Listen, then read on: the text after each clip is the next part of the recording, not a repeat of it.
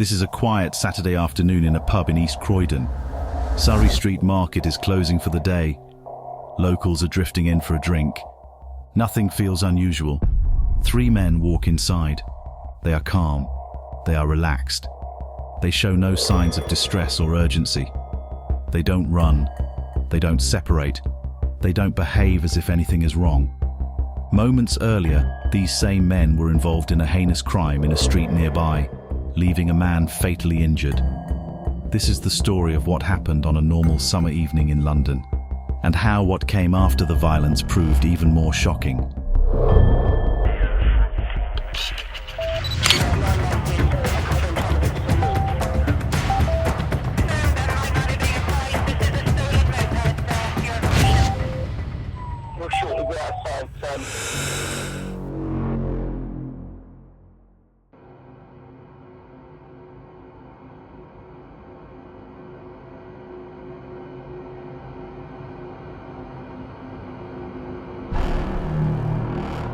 To understand why that footage would later matter so much, we need to rewind. Shortly before 6 o'clock on Friday, the 12th of April 2024, Rikard Siafa leaves a flat accessed via Fellmonger's Yard, an alleyway just off Surrey Street in Croydon. He is 22 years old and is on his way to meet his girlfriend. As he reaches the junction with Surrey Street, CCTV shows him hesitate. He sees something, he turns, and he runs back into the passageway he has just left. 3 men immediately give chase. As they reach the entrance to the alley, CCTV shows 2 of the defendants reaching towards their waistbands. Knives are drawn as the pursuit begins. What happens next takes place largely out of view of the cameras. That absence matters, because this case would never rely on graphic imagery, but on what can be reliably inferred from movement, timing, and corroboration. Fellmonger's Yard is narrow and enclosed. Once inside, escape options are limited. Within seconds, Rikard Siafa is attacked. He suffers multiple stab wounds. The assault lasts less than a minute. When the 3 men re-emerge onto Surrey Street, they leave together. Rikard Siafa is left inside the alley, critically injured.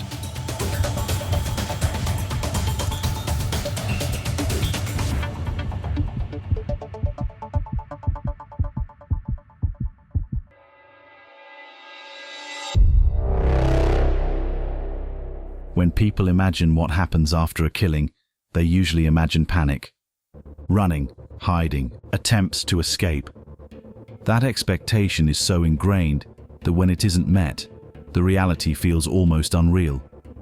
And that is what makes this case so disturbing. After leaving Fellmonger's Yard, the 3 men do not split up. They do not hurry. They do not look back. They cross the road together and continue walking through Croydon as if nothing extraordinary has occurred. Minutes later, they enter a pub. The footage shows a quiet, ordinary atmosphere. Other customers. A normal Saturday afternoon. There is no visible agitation, no sign of fear, no indication that they believe they are at risk. For many people watching this footage, the reaction is immediate and visceral. How can someone do this? How can they behave as if a murder hasn't just taken place? But in law, this behavior isn't just unsettling, it is significant. This is what lawyers call post-offence conduct. Defendants often argue that a killing happened in panic or loss of control, but calm, organised behaviour afterwards, staying together, entering a pub, behaving normally, was inconsistent with that. It allows a jury to infer control, and that inference can be decisive.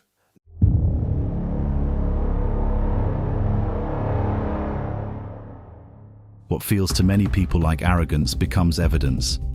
Not of what happened in the alley, but of why it happened at all. To understand how investigators reached that conclusion, they widened their focus. This case is not solved in Fellmonger's Yard. It is solved across the entire day. CCTV places David Woolcott, Raman Mali, and a 3rd man together in Croydon hours before the attack. They are not shopping. They are not socializing. They appear to be searching. By mid-afternoon, they are circulating near Surrey Street. By early evening, they are positioned close to Fellmonger's yard. The prosecution would later describe this behaviour as predatory.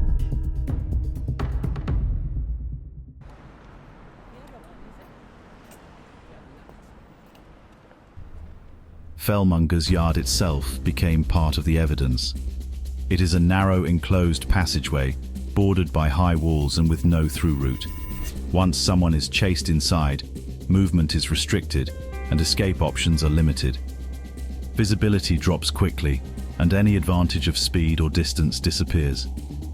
For three men acting together, that geography matters. It creates immediate control, it compresses the encounter, and it removes uncertainty. From a legal perspective, the location supports the prosecution's case that this was not a spontaneous confrontation. Chasing someone into a confined dead-end space fundamentally changes the nature of what follows. It is no longer reactive, it is deliberate. The alley does not simply host the offence, it shapes it.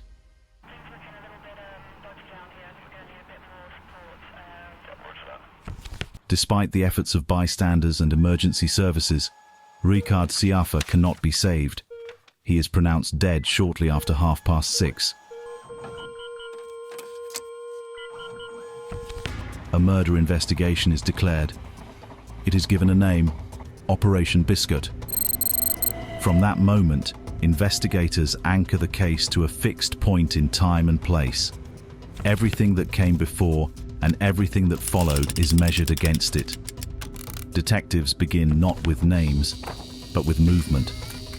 They take the clearest available images from the alley entrance and begin working in two directions at once. Backwards, to establish how the individuals arrived there, and forwards, to trace what they did immediately afterwards. CCTV from local authority cameras is examined first. From there, officers widen the evidential net to include private business cameras, residential doorbell systems, transport footage, and any other source that captures movement through the area. Each camera provides only a fragment, a direction of travel, a timestamp, a brief appearance. But together, those fragments begin to form a continuous timeline.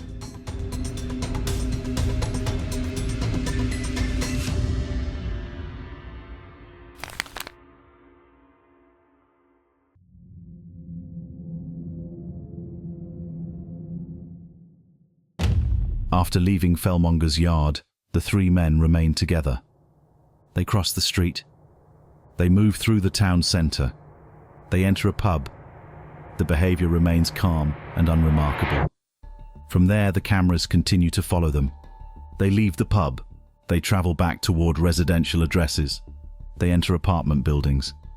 At no point is there visible panic. No urgency. No attempt to seek help or alert authorities. Later, the footage resumes. The defendants are seen leaving again, but their appearance has changed. Clothing is different. Outer layers have been removed. Items worn earlier are no longer visible. Investigators treat these moments with particular care. Changing clothes after a serious offence is not, in itself, illegal. But in context, it becomes significant. It suggests awareness. It suggests an understanding that what was worn earlier may now carry consequences. The cameras then show further movement. Individuals leave separately. Routes diverge. Items are carried away from the address. Later, clothing worn earlier is no longer recovered. The timeline does not accuse, it observes. And that observation continues uninterrupted across hours.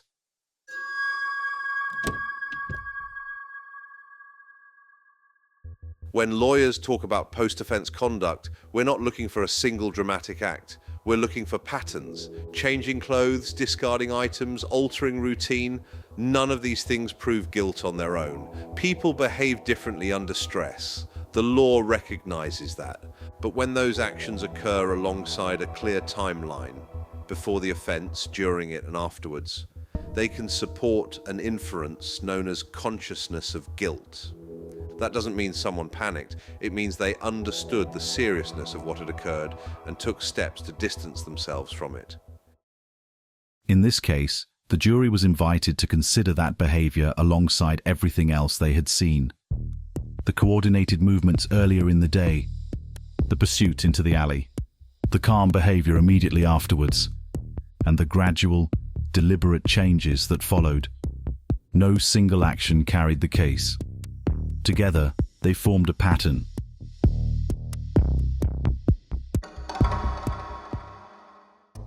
No camera captures the fatal moment inside Fellmonger's yard. The violence occurs out of view, but that absence does not create a gap in the evidence. Witnesses describe hearing shouting and movement. Emergency service records place responders at the scene within minutes. Pathology explains the injuries and cause of death. Those accounts align precisely with the timeline built from CCTV. What is missing visually is supplied contextually. The case does not rely on spectacle, it relies on inference.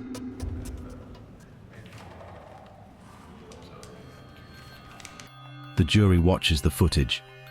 They see the defendants together before the attack, moving through Croydon with purpose.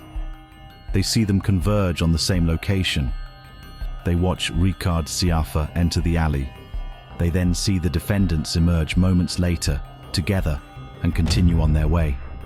They follow the timeline beyond the scene, into the pub, back to residential addresses, and through the rest of the evening. They hear from witnesses. They consider medical evidence. They assess the legal framework.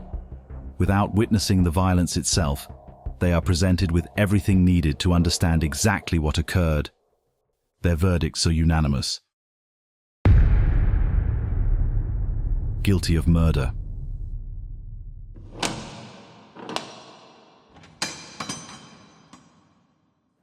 In English law, murder carries a mandatory life sentence. The judge's role is to set the minimum term, the earliest point at which release can even be considered. When a knife is taken to the scene and used, the starting point is typically 25 years. Planning, coordination, and the public nature of the offence all increase that term.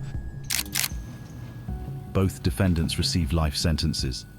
David Walcott, minimum term of 27 years.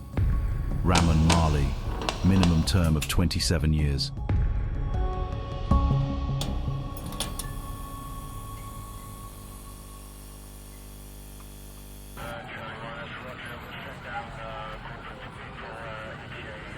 Today, Fellmonger's yard is quiet. The market still closes. The pub still opens. The men involved believed normality would protect them. What they failed to understand is that cities remember. They record, they observe, they connect.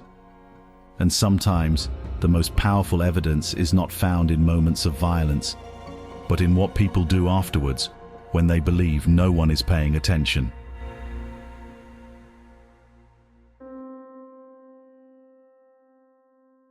This case shows how serious crime in modern cities is often solved, not through spectacle, but through the sheer accumulation of evidence. Cameras, witnesses, data, and movement all combine to tell a story the law can test and a jury can trust. On this channel, we focus on how that process works and why it matters. If that interests you, subscribing to Original Sin helps us keep making these films properly. Thank you for watching. Understand the crime, understand the consequences. See you in the next one.